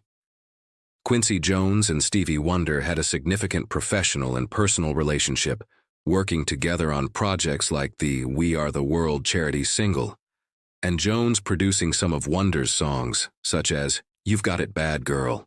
Wonder has spoken extensively about Jones's influence on his career, and they collaborated on various projects for artists including Michael Jackson and Donna Summer. In a tribute after Jones's passing, Wonder and Herbie Hancock performed We Are the World and Blue Set at the 2025 Grammy Awards. There was no scandal in his death, no overdose, no accident, just age, just time, just the quiet closing of a chapter that had been open for nearly a century. This time last year we lost Quincy Jones Jr. On November 3, 2024, he died at his home in the Bel Air neighborhood of Los Angeles at the age of 91. His publicist confirmed his death. The cause of death was not immediately disclosed, but was later revealed to be pancreatic cancer. But we didn't lose his sound.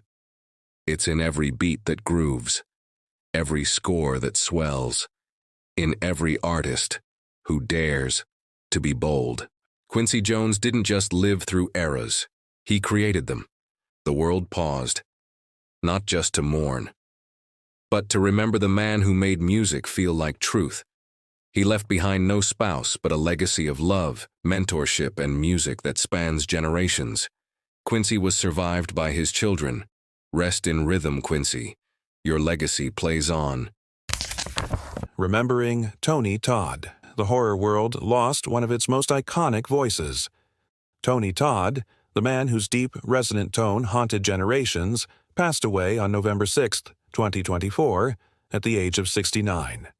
His death marked the end of a 4-decade career that redefined fear, mystery, and cinematic gravitas.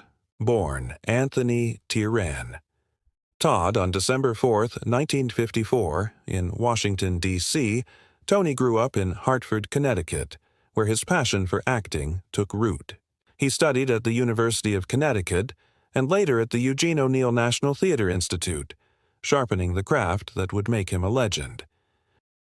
His screen debut was in 1986 when he played Barrington Rutley III in Sleepwalk, an American fantasy drama film directed by Sarah Driver and starring Suzanne Fletcher.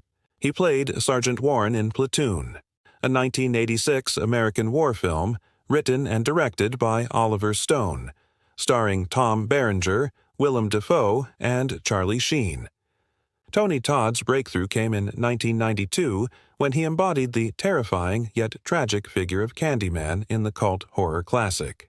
With bees crawling from his mouth and a hook for a hand, Todd didn't just play a monster, he gave him soul. Over the course of filming, Todd was stung 23 times and had negotiated a clause in his contract to be paid $1,000 per sting, earning him $23,000 for enduring the stings. That role earned him nominations from the Critics' Choice and Fangoria Chainsaw Awards and cemented his place in horror history. But his range extended far beyond Candyman. Tony Todd wasn't just a horror icon, he was a sci-fi chameleon. He portrayed multiple characters across the Star Trek universe, each one distinct and unforgettable. He played Kurn, Worf's brother, in Star Trek, The Next Generation, and Deep Space Nine. He embodied an adult Jake Sisko in the fan-favorite episode The Visitor, delivering one of the franchise's most emotionally resonant performances. He also appeared as an Alpha Hierogen in Voyager's Prey, showcasing his range beneath heavy prosthetics and alien dialects. And he didn't stop there. In 2017, Todd returned to the Star Trek universe as General Rodek in the MMORPG Star Trek Online, lending his voice and gravitas to a new generation of fans. Across decades and galaxies, Tony Todd proved that his presence could elevate any role, human or otherwise. He played William Bloodworth, the enigmatic funeral director in the Final Destination franchise, appearing in nearly every installment from 2000 to 2025. His presence was always a signal. Death was near, and Todd's voice was its messenger. When Todd signed on to film Final Destination Bloodlines in 2023, He secretly let the producers know that he had terminal stomach cancer. He appears notably gaunt in the film compared to prior appearances. During filming in early 2024, they elected to allow Todd to improvise the last lines of his character Mr. Bloodworth so he could give a proper goodbye to audiences. Life is precious. Enjoy every single second. You never know when. Good luck. I intend to enjoy the time I have left, and I suggest that you do the same. Life is precious. Enjoy every single second. You never know when. Good luck. Final Destination. Bloodlines, released posthumously in 2025. Featuring his final words to fans, a haunting and heartfelt farewell that echoed the themes of fate and mortality he explored throughout his career. That was his final performance. Good luck. His filmography is vast and varied. From Platoon in 1986 to The Crow in 1994, The Rock in 1996, Wishmaster in 1997, Hatchet in 2006, and The Man from Earth in 2007. Todd brought depth and dignity to every role. He also voiced characters in video games and animated series, his unmistakable tone becoming a signature across mediums. Tony Todd died at his home in Marina del Rey, California, after a private battle with cancer. His family confirmed the cause of death, and tributes poured in from across the entertainment industry. New Line Cinema, the studio behind Final Destination, posted, "The industry has lost a legend. We have lost a cherished friend. Rest in peace, Tony." He was known for his professionalism, generosity, and commitment to his craft. In interviews, he spoke passionately about the importance of representation in horror and the power of storytelling to confront societal fears. Tony Todd wasn't just an actor, he was a presence, a force, a voice that could chill your spine and stir your soul. His legacy lives on in every whispered legend, every flickering screen, and every shadow that moves just a little too slowly. Todd is survived by his wife, Fatima Cortez, whom he married in 1986, and their children, Ariana and Alexander. November the 6th, 2024, we lost Candyman. He may have whispered from the shadows, but Tony Todd left a legacy that roars. 1 year gone, and still the echo remains. Rest in paradise. Tony Todd, you will never be forgotten. Bob Bryar's story is one of talent, silence, conflict, and a downfall that became far more complicated than fans ever expected. Born on December 31, 1979, he grew up behind a drum kit, playing since he was 4 years old. Before he ever joined My Chemical Romance, he worked as a sound engineer and toured with bands like The Used and Thrice, learning the mechanics of live shows from the inside out. In 2004, he stepped into the role that would define him publicly, the drummer of My Chemical Romance, and eventually the longest-running drummer the band ever had. Bryar joined right as the band was exploding. His drumming powered the era of Three Cheers for Sweet Revenge and The Black Parade, the albums that turned MCR into a global phenomenon. But behind the scenes, things were tense. He suffered burns during the filming of the famous Last Words video, injuries that affected his ability to play. In 2010, the band abruptly announced he was no longer a member, calling it a painful decision, but offering no explanation. Bryar didn't explain it either. The silence created a decade-long mystery that fans obsessed over. It later came out that Bob Bryar left My Chemical Romance in 2010 due to significant creative differences, escalating tensions, and personal struggles, leading to his departure during the recording of Danger Days, with reports indicating he was asked to leave because he was obstructing the creative process and unhappy with the shift in direction after scrapping previous work. The band cited a painful but necessary decision, while Bryar later expressed feelings of depression and anger, hinting at the difficult circumstances surrounding his exit, which involved legal issues and emotional turmoil. To break it down, here are the key factors in his departure. Creative differences because the band decided to scrap the Conventional Weapons album and start fresh for Danger Days, a direction Bryar struggled with, leading to clashes. obstructing the process because producer Rob Cavallo noted Bryar was throwing water on their fire and was no longer enthusiastic about creating, making his departure necessary for the band's artistic vision. Personal turmoil it seems because a significant turning point for Bryar was the tragic loss of his dog, which intensified his sadness and distrust, making it difficult to continue with the band. And as far as kicked out goes? While the band's official announcement was vague, biographer Tom Bryan and later statements from band members suggested Bryar was effectively kicked out, a decision that was emotionally difficult but seen as essential for the band's future. Bryar later spoke of being depressed and suicidal after leaving but found solace in animal rescue work. The band never fully explained the specifics due to legal issues, but the departure marked a difficult split, with Bryar eventually leaving the music industry for a career in real estate before his passing in 2024. But the biggest scandals didn't come from his time in the band. They came later. Years after leaving MCR, Bryar became infamous for a racism controversy that circulated online and was widely reported. Distractify News notes that Bryar faced serious criticism for racist comments and that this controversy became part of what he was infamous for before his death. This wasn't fan gossip, it was documented and resurfaced heavily after he died.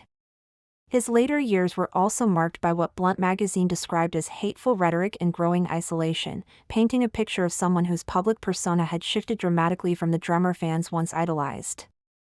These weren't band-related scandals, they were personal ones, and they complicated how fans remembered him. He also made harsh public comments about My Chemical Romance in the years after his departure, fueling speculation about what really happened behind the scenes. While the search results don't detail every quote, they confirm that his later public statements contributed to the controversy surrounding him. Then came the final chapter, one that shocked even people who had followed the scandals. In November 2024, Bryar was found dead in his Tennessee home at age 44. The autopsy report, obtained by TMZ and reported by Newsweek, revealed that his body was so badly decomposed that determining a cause of death was impossible. Music Times reported that he had been dead for weeks, last seen alive on November 4th, the same day he posted a cryptic one-word tweet, Tulsi, referencing former Congresswoman Tulsi Gabbard. When police found him, they discovered 3 large nitrous oxide canisters with tubing attached, described as ready for use, along with antidepressant medication in the home. The official cause of death was ruled undetermined. His death didn't just spark mourning, it reopened every unresolved question about his life, his exit from the band, his controversies, and the personal struggles that had defined his final years. Fans were left trying to reconcile the drummer who helped create some of the most iconic emo rock music of the 2000s with the man whose later life was marked by scandal, anger, and isolation. Bob Bryar's legacy is complicated, a gifted musician who helped shape a generation, a man whose relationship with fame fractured, someone who became embroiled in racism accusations and hateful rhetoric, and a figure whose final days were shrouded in mystery. His story ends with more questions than answers, a life marked by brilliance, conflict, and a tragic, unsettling end. Jimmy Carter was a Democrat. He served as the 39th President of the United States from 1977 to 1981, winning the election as the Democratic nominee. December 29, 2024, the world said goodbye to a man whose life stretched across a century of American history. Jimmy Carter, the 39th President of the United States, died at the age of 100 in his hometown of Plains, Georgia. He passed peacefully, surrounded by family, closing a life that began in the rural South during the Great Depression and ended in a world transformed by technology, conflict, and change. His death marked the end of an era, and the reaction was immediate, emotional, and global. News of his passing spread within minutes, and tributes poured in from every corner of the world. Presidents and prime ministers issued statements. Humanitarian organizations shared stories of his work. People who had never met him wrote about how his actions had touched their lives. Even those who disagreed with his politics acknowledged the rare consistency of his character. Carter had become something unusual in modern public life, a leader respected not for power, but for principle.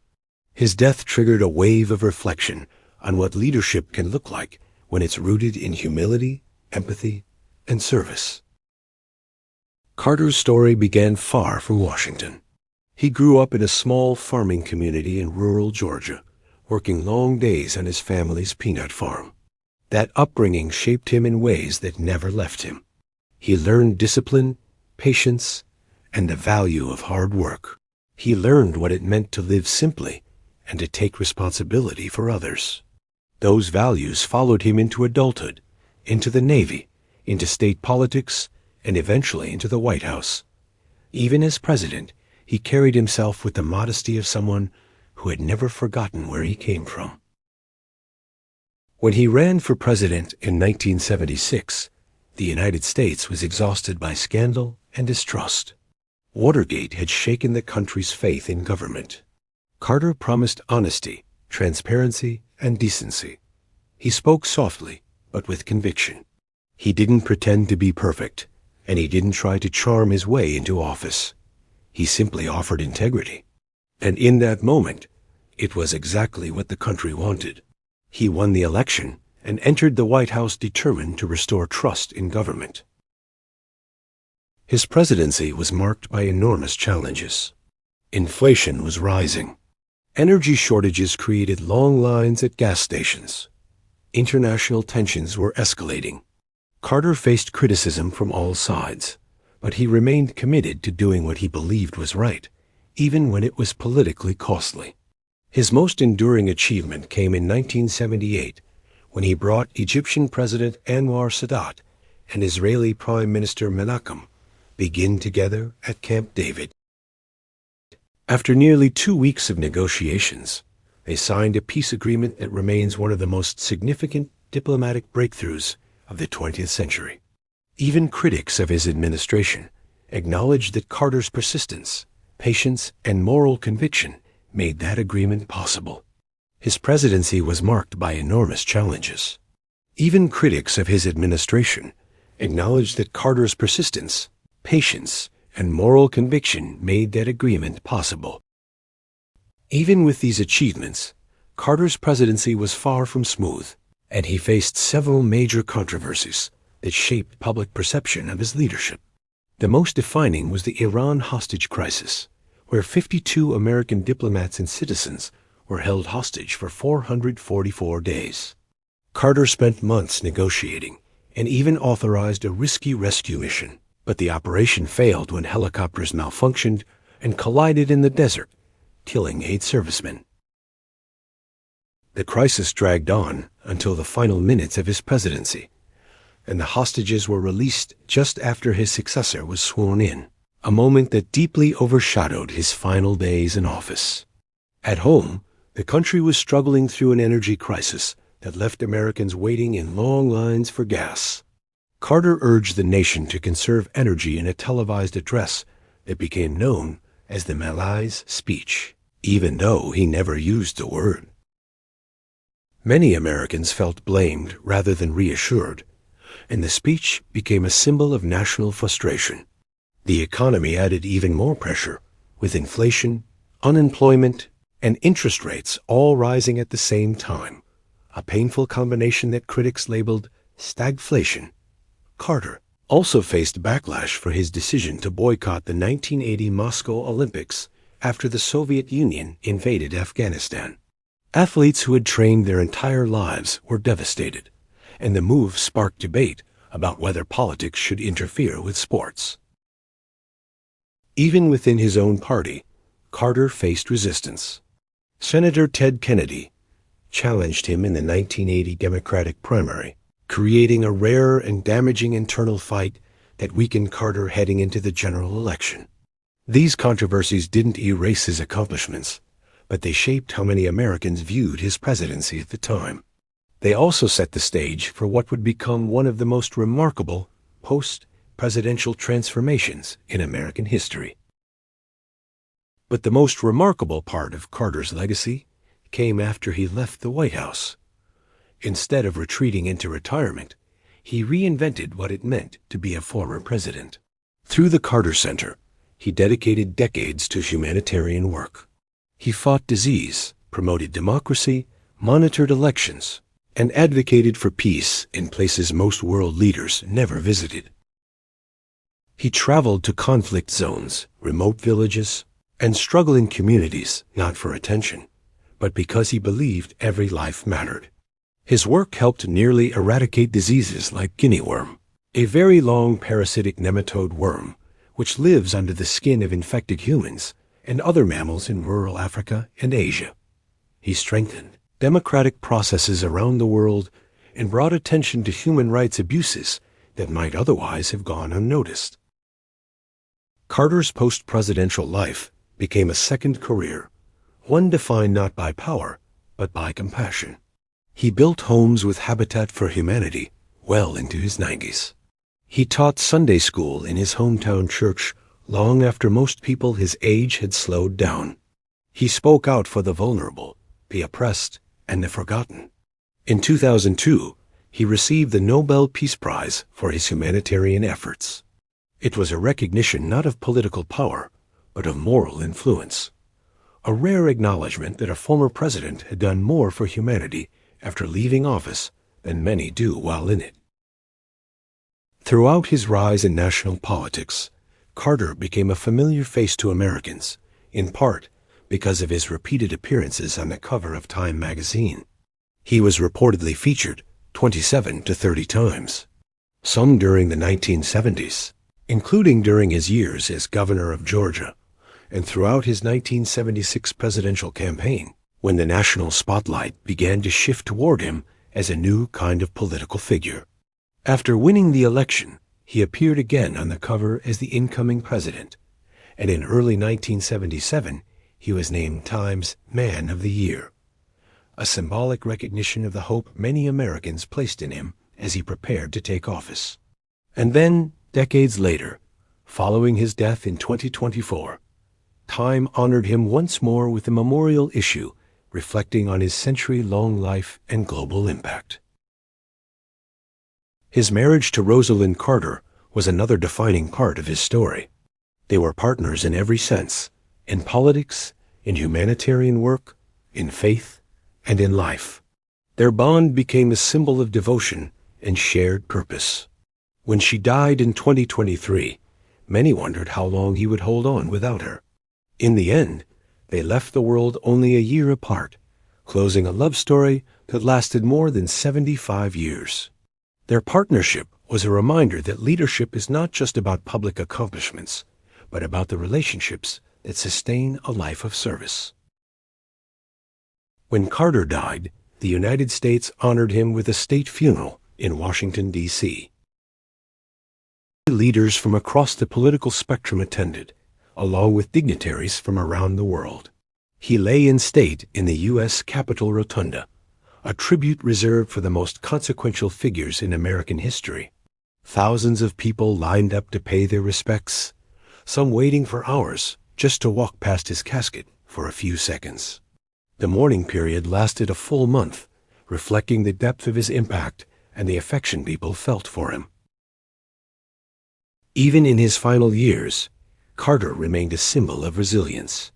He lived through health challenges, personal losses, and the shifting tides of American politics, yet he never stopped advocating for peace and justice. He continued teaching Sunday school well into his 90s. He continued building homes with Habitat for Humanity. He continued speaking out for the vulnerable. His life was a reminder that leadership doesn't end when the office does, that influence can grow even after power fades. Carter's legacy is not defined by a single moment, but by a lifetime of choices. He chose service over comfort. He chose humility over ego. He chose compassion over ambition. He believed that peace was possible, that justice was worth fighting for, and that every person deserved dignity. His life was a testament to the idea that leadership is not about being perfect, but about being principled. The world didn't just lose a former president. It lost a humanitarian, a peacemaker, a builder, a teacher, a man who spent a century proving that empathy is a form of strength. Jimmy Carter was born October 1st, 1924, and he left this world December the 29th, 2024. He lived a remarkable 100 years. He held a life of service, a legacy that endures, and a reminder that the measure of a leader is not how long they hold power, but how deeply they touch the lives of others. That's all I got for the fallen celebrities in 2024. If you liked this video, please throw me a thumb. It really helps me a lot, and I love hearing from all of you. So please drop me a comment below. And if you haven't already, please consider subscribing. Thank you so much for taking the time to watch, for supporting me, and sharing this space with me. Know that I appreciate all of you. I hope you all have a safe and happy New Year's Eve. Thanks for riding with me through this year of stories, deep dives, and real talk. Here's to a new year of growth and clarity with peace, strength, and new beginnings in 2026. Happy New Year.